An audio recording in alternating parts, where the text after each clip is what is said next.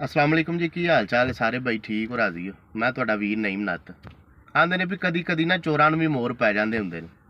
ਇੱਕ ਬੰਦਾ ਸੀ ਵਡੇਰਾ, ਤੋ ਕਦੀ ਜਵਾਨੀ ਵਕਤ 'ਚ ਬੜਾ ਵੱਡਾ ਚੋਰ ਸੀ, ਨਾਮੀ ਕਰਾਮੀ। ਤੋ ਜਦੋਂ ਅਧੇੜ ਉਮਰ 'ਚ ਆਇਆ ਨਾ, ਅਧਕੜ ਜੀ ਉਮਰ 'ਚ ਆਇਆ, ਤੋ ਛੱਡ ਗਿਆ ਸਾਰੇ ਕੰਮ।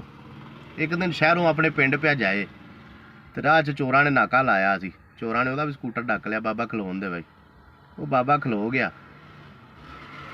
ਬਾਬੇ को ना जामिया तलाशी की, जो को निकलिया को पैसा तेला ना भी रख लिया। बाबे ने आंदे खाले जाके बह जा। अगे भी उत्थे फड़ के उन्हें बंदे पाए सन। उधर खाले जाके बैठा ने, खाल दे विच 4-5 मुंडे ने उहदे पिंड दे बैठे सन। उन्हें बाबे नूं वेख के ना ते खुल के कहका ला के हसे। बाबा ना लत्तां सिर दे के ते रोई है।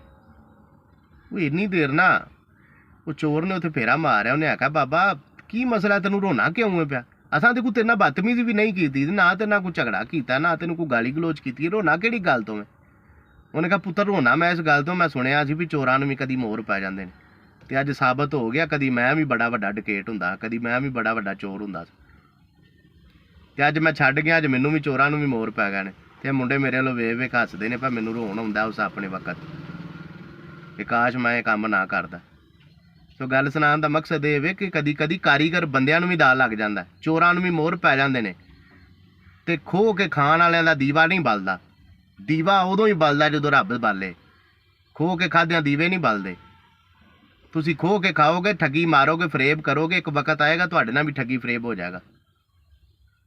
सो अल्लाह दे दिते ते राजी रहा करो, जो अल्लाह ने दिता है, ते मेहनत करके खाया करो। रब राज़िक है, वो जिन्हों चाहे जिन्ना चाहे दिली मुराद भी पूरी कायनात की पूरी कर दे ना वो मालक, तो वो खजाने च सूई दे नक्के बराबर भी कमी नहीं आती।